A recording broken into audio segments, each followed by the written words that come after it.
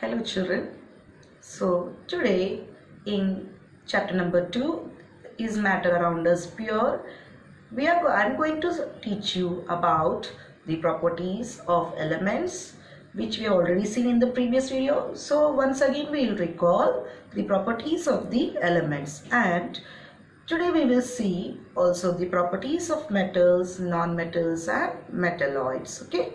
So this is what we are going to learn today in this video. Now children, let us recall the properties of elements. So I told you that elements, the properties of element, the first property is that all the elements are homogeneous in nature. See here, for example, the iron element and the silver element.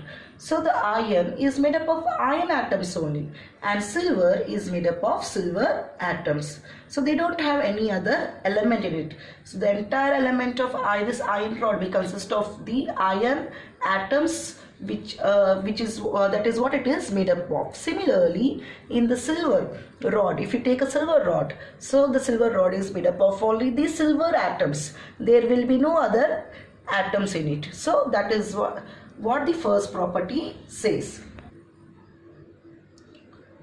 Now here the second property is that atom cannot be broken down into simpler substances by any physical process or by any chemical process. Okay, just make it clear again.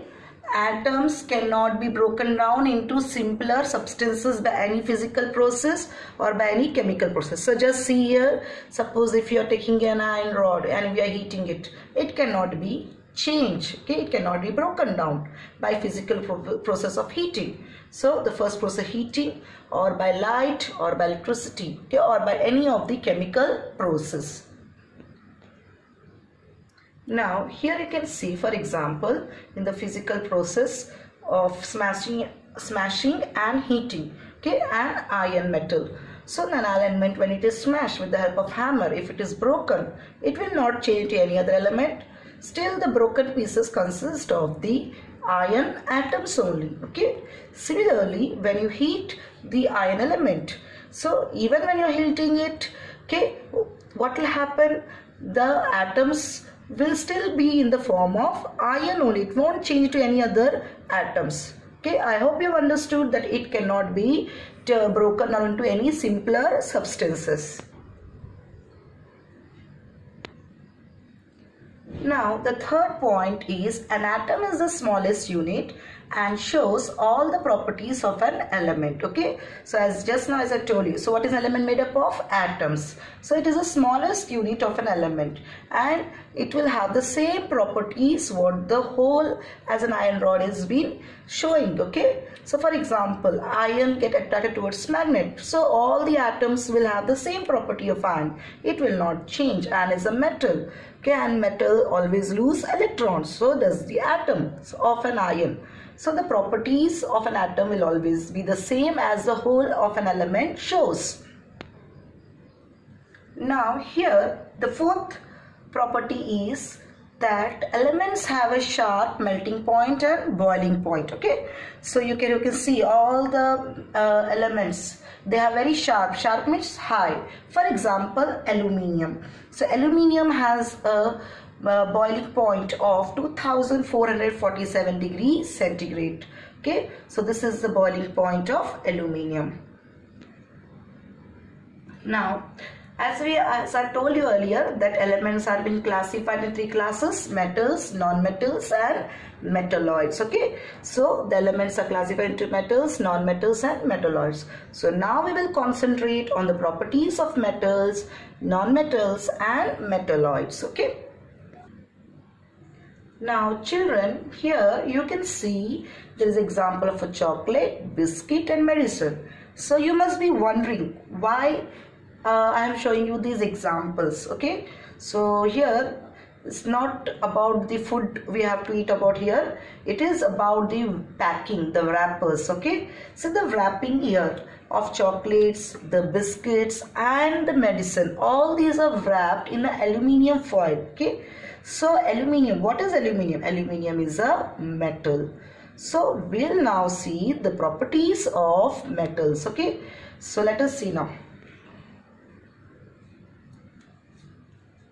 Now this is a periodic table in which all the elements are being present, 108 elements. I told you already. So there are 108 elements present, and among this 108 element, 80% of known elements are metals only. And you can see here the aluminium. In the earlier example we have seen the wrapper which was used as nothing but the aluminium, okay, and 80% in this periodic table are what? They are the metals. So 80% known elements are metals.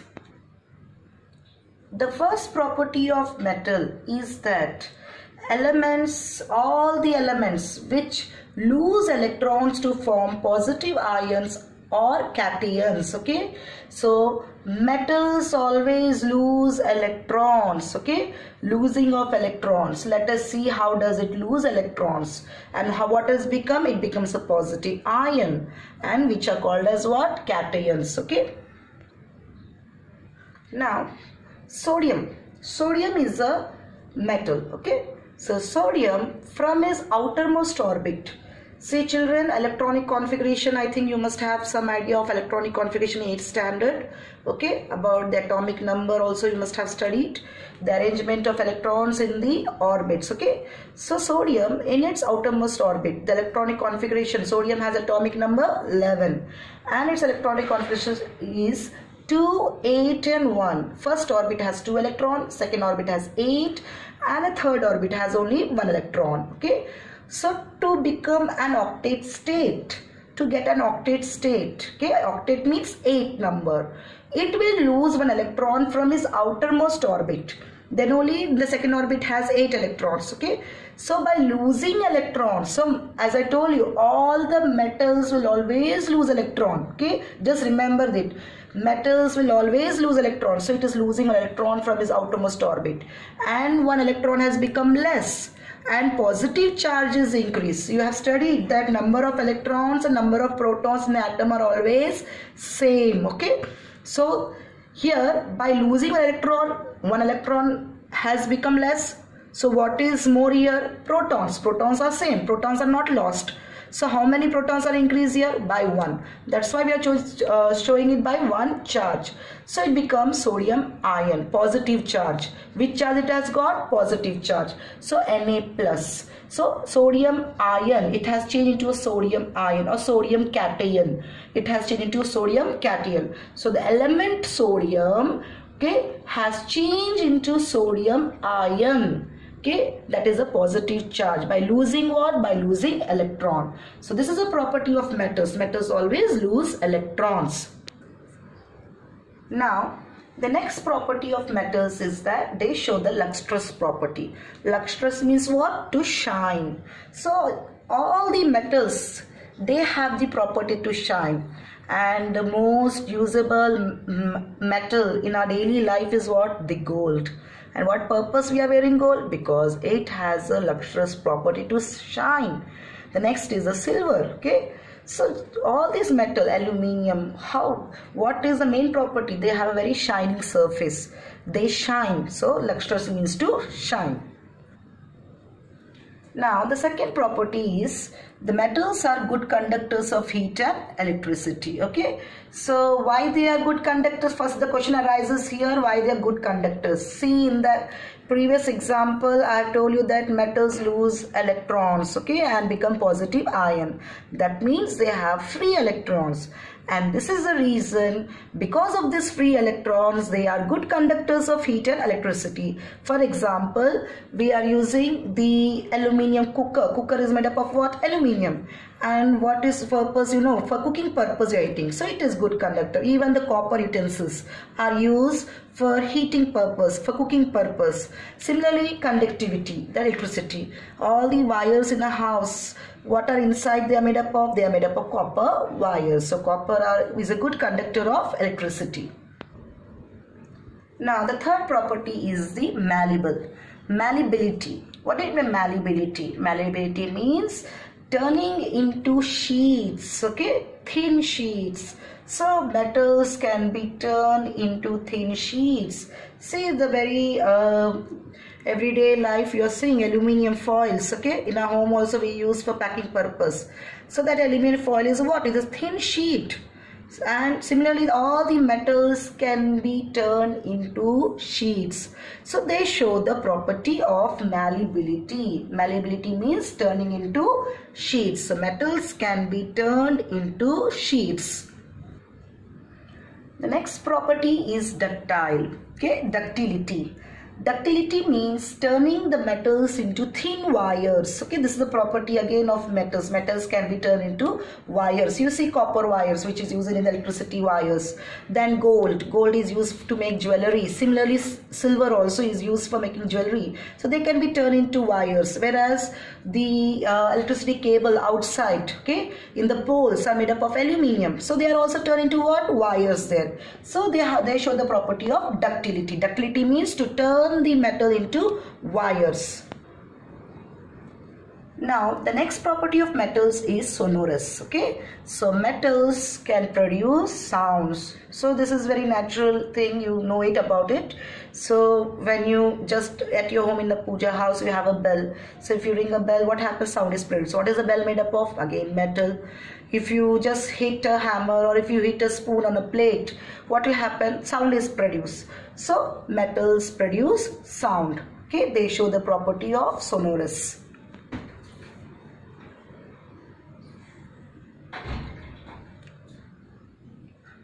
Now next property is almost all metals are solid except mercury, which is a liquid at room temperature. Okay, so all the metals which you have seen are what? They are mostly solid. Only one of them, that is the mercury, is at liquid state. And you know mercury, we are using a thermometer. Okay, and mercury is what? Is a metal. And mercury also has an extra property. You have seen it shines in the thermometer. But how is the state? It is a liquid state. Okay, so at room temperature exists in liquid state. That is why it is used in thermometer. Okay. Now we'll study about the properties of non-metals. Okay, non-metals. The elements which readily gain electrons to form negative ions or anions are, okay. So this is a property of non-metals.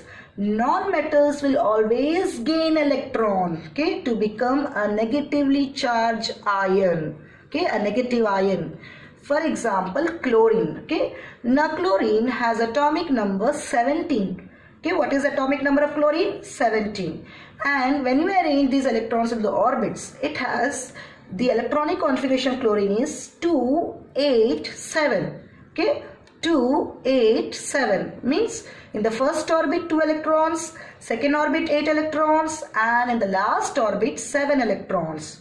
And to attain a octet state, chlorine needs one more electron. So it has to gain that electron. Okay, so from where it will get? From a sodium. Sodium, which is losing electron, will help in giving that electron to chlorines. So it will gain that electron, gaining of electron. Okay, and by gaining that electron, the chlorine will change into an ion. Okay, which ion? Negative ion. Why? Because the number of protons, electrons in chlorine was 17. And by the addition of one more electron, the number of electrons have increased by one number. That's why it has gained one negative charge.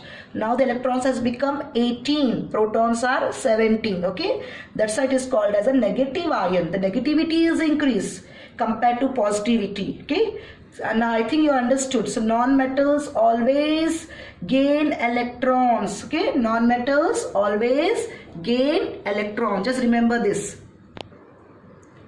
Like metals, non-metals also have the properties. So some of the examples of non-metals are iodine, sulfur, and phosphorus. The first property of non-metals is they are non-lustrous. Non-lustrous means they does not have any shining property. For example, iodine, sulfur, and phosphorus. Okay, they don't shine. Okay, they don't have any shining property. Just in the metals, it is completely opposite of it. Okay. Now, the second property is non-metals are bad conductors of heat and electricity. Since they don't have any free electrons, so you have seen naturally what are they doing? They were gaining electrons. Okay, so because of that reason, they are bad conductors of heat and electricity. For example, sulfur. So all the non-metals will always gain electrons, so they don't have any free electrons, and because of this they are bad conductors of heat and electricity, except graphite. Okay, except graphite. Graphite is the only non-metal, okay, because it has some free electrons in it, and that's why it can conduct electricity. Graphite is an allotrope of carbon. What is graphite? Graphite is an allotrope of carbon which can conduct electricity because it has the presence of free electrons. The next property is that non-metals are not malleable. Okay, they cannot be turned into sheets. I told you malleable means turning into sheets. So non-metals being amorphous in nature, most of it is in the gaseous form or in the solid form. In the solid form, if they are found, they are in amorphous form, okay, powdered form. So they cannot be turned into sheets. Gaseous form also they cannot be turned into sheet, and few of them are liquid state. Okay, so for example, sulfur, if it is broken down with a hammer, it will turn into powder form, but it cannot be turned into sheets. They are non-malleable. Okay, for example, sulfur and phosphorus.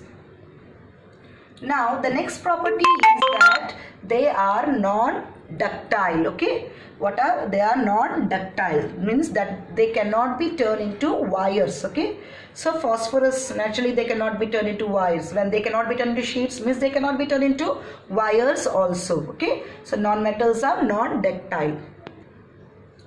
The next property is that they are not sonorous. Okay, that means they cannot produce sound. Okay, so they are not sonorous. For example, carbon, all the non-metals, they cannot produce any sound. Okay, so they are not sonorous.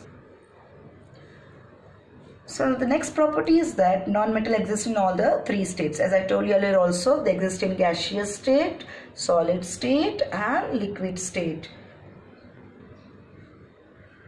For example, here the chlorine is in gaseous state. Okay, iodine is in solid state, and bromine is the only non-metal which is in the liquid state. Okay, and there are 11 such non-metals which are in gaseous state. Okay children, okay, and rest of them except bromine, rest of them are in solid state. As I told you, there are 11 such non-metals which are in which state? Gaseous state. For example, oxygen, hydrogen, chlorine, fluorine, bromine. Okay, then we have the argon. All these are the non-metals. Now, the other type of element is the metalloids. Okay, so elements which have the intermediate properties between those of metals and non-metals are called as metalloids. Okay, so metalloids, they have an intermediate property between metals and non-metals. Okay, so they show both the properties of metals and non-metals. For example, all these elements which have been shown here, boron, silicon, germanium, astitiums, okay, tin, tellurium, polonium, actinium, all these are the metalloids. Okay, they show the properties of both metals and known as. Now children, metalloids are also known as amphoteric in nature. Okay, what do you mean by amphoteric? Amphoteric means it can react with both acid and base. Okay, so they can react both with acid as well as a base. So that's why metalloids are also amphoteric in nature. For example, boron, silicon and germanium. Okay, so these are the metalloids which are amphoteric in nature. So I hope children you have understood that metalloids can react with both acid and base. Okay, so such elements are called as amphoteric in nature. Now children, here we'll see the differentiation between metals and non-metals. Metals are malleable and ductile. Okay, that is, metals can be hammered into thin sheets and drawn into thin wires. Okay, I already explained you. Whereas non-metals are brittle. They are very brittle. They can be broken very fast. Okay, they are neither malleable nor ductile. Okay, they are neither malleable nor ductile. Now the second property, metals are good conductors of heat and electricity. Okay, Now here the second property of in non-metal is non-metals are bad conductors of heat and electricity except diamond, which is a good conductor of heat. Okay, diamond is a good conductor of heat, and graphite, which is a good conductor of electricity. Okay. Now the third property of metals are lustrous. Lustrous, I told you, they have a shining property and can be polished. Okay, whereas non-metals are non-lustrous, means dull, and cannot be polished except iodine, which is a lustrous non-metal. So iodine is the only non-metal which is a lustrous non-metal, which show the shining property. Okay. Next one, fourth one, metals are solid at room temperature except mercury, which is at liquid state. Okay, we have seen. I've explained you that mercury is in liquid state. Now non-metals may be solid, liquid or gases at room temperature. Just now we have studied non-metals may be solid, liquid or gases at room temperature. Next one, metals are strong and tough. They have high tensile strength. Okay, metals are very strong. Tensile means to break, the point at which it will break. Say if big iron rod, if you take thick iron rod, is it able to break it? No. So it has a very high tensile strength. The breaking point of iron is very, very high. You cannot normally break with your hands. Okay, so that's why metals are strong and tough. So I hope you understood what do you mean by tensile. Tensile means to break it. Okay, whereas non-metals are not so strong. They have low tensile strength. Okay, they have low tensile strength. Okay, children. Now here the next property is metals are sonorous. They make a ringing sound when struck. So we have seen they produce sound. Okay, all the metals will produce sound, whereas non-metals are not sonorous. Okay, so they will not produce sound. Okay, non-metals are not sonorous. So okay children, I hope you understood today's topic, what I explained you, that is the properties of elements, metals, non-metals, metalloids. Okay, and we have seen the differentiation between metals and non-metals. Okay, so make your notes by seeing this video and write it in your book. Okay, thank you children. Goodbye.